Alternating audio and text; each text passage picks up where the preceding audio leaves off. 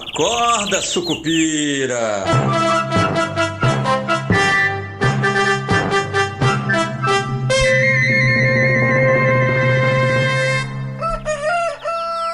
Bom dia, pessoal, sejam todos muito bem-vindos, sejam todas muito bem-vindas. Eu sou Rodrigo Oliveira, esse é o nosso Acorda Sucupira de segunda-feira, 14 de abril de 2025. Segunda-feira que começa animada, porque o Trump acabou dando um passinho para trás depois que a China disse que, olha, não é assim que a banda toca, meu querido Donald Trump. Acho que não pode fazer esse tipo de piada, né? Desculpa. Então, o que aconteceu? Na sexta-feira, a China falou, olha, se vocês vão cobrar 125 das nossas importações, dos nossos produtos, a gente vai cobrar uma tarifa de 125 também sobre as importações americanas. E notando que isso ia levar todo mundo a um lugar que ninguém sabe onde é, mas é ruim para todo mundo, vai sofrer todo mundo, o Trump, no fim do dia, então, acabou anunciando que vai isentar aí produtos de tecnologia, principalmente os smartphones, né? Vocês sabem que a Apple está pressionando muito os Estados Unidos, a Casa Branca, em função dessa tarifa aí sobre produtos importados, principalmente os chineses. Tem muita coisa que é feita aí na China e que é consumido nos Estados Unidos. Isso é um problema para os Estados Unidos. De qualquer maneira, os Estados Unidos tentou passar uma mensagem de que não, isso é uma importação, o Donald Trump tentou passar uma mensagem de que não, está tudo sob controle, isso é só uma coisa pontual que estamos acertando, etc. e tal, mas a China aproveitou a história para poder dar uma espetadinha também, né? O Xi Jinping também não é bobo, né? E diz que essa mudança aí, ou essa isenção para alguns itens é um pequeno passo dos Estados Unidos para corrigir sua ação equivocada de tarifas recíprocas unilaterais. Saiu aí um comunicado do Ministério do Comércio da China no WeChat, que é uma espécie de... é uma rede social deles lá, e acabou dando essa resposta aí para o Trump, né, que tentou passar uma ideia de que está tudo sob controle, mas a verdade é que ele tem alguns probleminhas para colocar toda essa ideia à frente, né, fazer com que essa ideia caminhe. Se você quer entender melhor essa ideia, inclusive, sexta-feira eu soltei lá na nossa newsletter Esquina Sucupira, no esquinasucupira.substack.com, uma explicação provável para o que está acontecendo e uma espécie de manual tarifário do Trump 2.0 que foi feito aí pelo Stephen Miran, que é o presidente do Conselho de Assessores Econômicos da Casa Branca, que em novembro de 2024, novembro do ano passado, esse documento começou a circular no fim de semana, inclusive, as pessoas começaram a descobrir ele também. Ele falava sobre como é que essas tarifas seriam impostas, como é que essa negociação estaria sendo feita, né? Como é que os Estados Unidos deveria conduzir esse tipo de coisa, e o Trump parece estar seguindo bastante daquilo que está nesse documento, por isso que eu chamei aí de manual tarifário do Trump 2.0. Até mesmo o recuo na suspensão de tarifas para alguns países, para os países aliados, estava previsto nesse manual. E a próxima fase é uma briga cambial, né? A briga para que os países que desvalorizam a moeda artificialmente, como a China, passem a reapressar o câmbio para, de alguma forma, reequilibrar o déficit comercial com moedas que estão menos subvalorizadas, né? O que faz com que o dólar fique um pouco mais equilibrado e diminui um pouco esse problema do déficit comercial.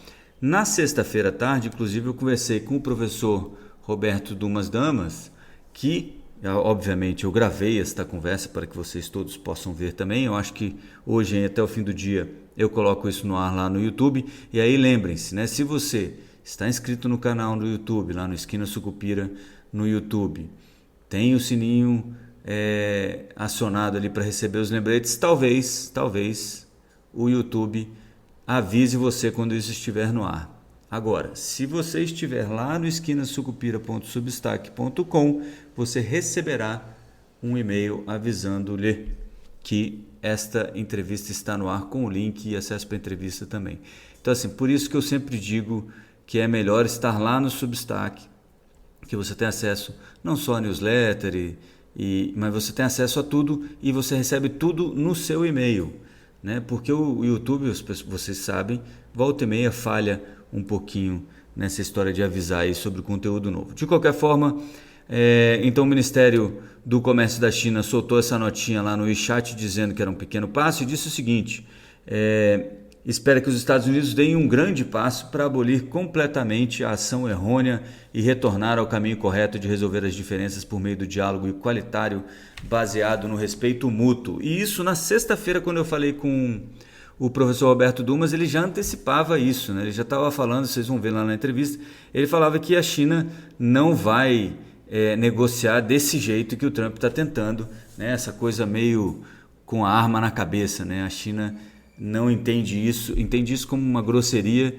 e isso dificulta um pouco a negociação. É claro que esse é o jeito Trump de fazer negócio, mas obviamente o Trump também não é nenhuma pessoa, como é que se diz, desconectada completamente da realidade, e ele sabe que em alguns momentos ele vai precisar fazer movimentos menos agressivos, né, para trazer a China para a mesa de discussão para tentar renegociar aí, esses interesses norte-americanos, principalmente essa história do câmbio, né? E se você lembrar, o professor Roberto Dumas me lembrava do Acordo de Plaza, que era, inclusive esse vídeo do Ronald Reagan, não sei se vocês viram, falando sobre tarifas, que tarifas era ruim, etc e tal, que inclusive a China colocou. Esse vídeo, se pegar ele inteiro, vocês vão notar que o Reagan está falando de uma tarifa que ele colocou sobre o Japão. E a expectativa da época era a mesma do Trump agora. Ele colocou uma tarifa sobre o Japão, fez com que o Japão sentasse à mesa para conversar, e aí fizeram um acordo, Japão, Alemanha e alguns outros países, para reapreciar a moeda deles contra o dólar, que é mais ou menos o que o Trump está tentando fazer com a China agora.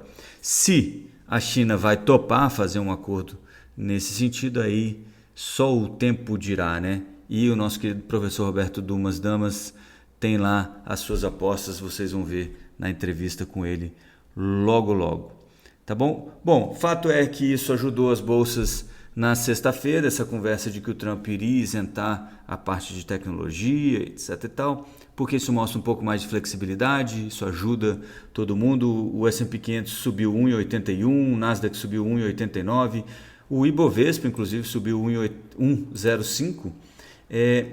Isso fez com que o S&P fechasse primeira semana, depois de 2 semanas de queda, a primeira semana em alta, com 1,35 acumulado na semana, e o Nasdaq também fechasse em alta. Não estou achando aqui o quanto foi, mas também foi uma semana de alta. O Ibovespa, no entanto, fechou em queda de 2,64, embora ainda acumule aí 6,15% de alta no ano.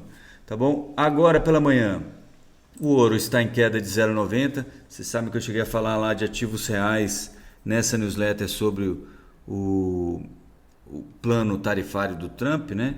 Na sexta-feira lá no Esquina Sucupira. O ouro está aí entre os ativos reais que tendem a responder bem durante essa briga tarifária aí. Chegou a bater um novo recorde de alta na noite de ontem, domingo, né? 3.245 mais ou menos a onça Troy, $3.245, mas agora já está em 3.208, arrefecendo bastante aí o movimento. O petróleo subindo 1,07 e o minério de ferro subindo 0,30, mostrando que esse recuo do Trump deu um alento sim para o mercado e uma esperança de que a gente possa voltar a ver um pouco de racionalidade aí e um pouco mais de comércio internacional, né? Em função de um arrefecimento nessa briga tarifária, porque isso dificulta o comércio do mundo inteiro, né? Basicamente. Então, essa é uma das expectativas aí para a semana. Vamos ver, ficou para essa segunda-feira um detalhamento sobre essa isenção que pode, obviamente, azedar os ânimos novamente. A gente tem que esperar aí o que o Trump ou o que a Casa Branca vai anunciar durante o dia de hoje. Por aqui, semana curta, né? Semana Santa, etc. e tal, aqui em vários outros lugares do mundo, mas o que significa que a nossa atenção ali para o Congresso fica praticamente nula, porque quase ninguém vai fazer coisa nenhuma, pelo menos não em plenário, pelo menos não lá em Brasília, né? Talvez nas bases, negociações, etc. e tal, e o governo deve apresentar aí o orçamento para 2026, que deve prever, pode prever o que ele quiser mesmo, né? Deve prever alta de 0,25% no resultado primário, né? Então a gente teria aí o primeiro resultado positivo, né? O primeiro superávit primário do governo Lula em 0,25%, pelo menos essa vai ser a previsão que o governo vai apresentar. Se vai conseguir ou não, o jeito que vai conseguir, né? Se vai ter aquela malandragem, aquela matemática nas contas, aí a gente vai ver com o tempo, né? Só para repercutir um pouquinho, o IPCA veio em linha com o esperado, IPCA de março, e mostrando, assim, acabou ajudando algumas casas a revisarem aí a pressão dos juros, né, para o fim desse ano. Muita gente achando que o próximo aumento em maio vai ser o último da Selic, então que acabaria esse ciclo de alta em 14,75. Mas eu posso dizer uma coisa para vocês, ainda falta um tempinho, né? Faltam uns 30 dias aí pelo menos, e é muito tempo dado a confusão toda que estamos vivendo, então é melhor esperar. De qualquer maneira, deve ser uma semana tranquila para todo mundo. Vamos tirando aí essa parte do nosso querido Donald Trump, né? As bolsas pelo mundo agora em alta, lá na Inglaterra 1,80 de alta, na Alemanha 2,14, o CAC 40 na França 1,86, a Ásia fechou em alta com essa isenção, 1,18 no Nikkei 225 no Japão, o Shenzhen fechou 0,50 de alta na China, o Eurostoxx 50 2% de alta, e praticamente aí a Ásia toda verdinha neste começo de semana em função dessa trégua do Trump com as tarifas, beleza? Bom, amanhã a gente volta com a nossa live, 7h30 da manhã no YouTube, não perca, e a gente se vê lá. Até lá, bons negócios e avante, Sucupira! Acorda, Sucupira!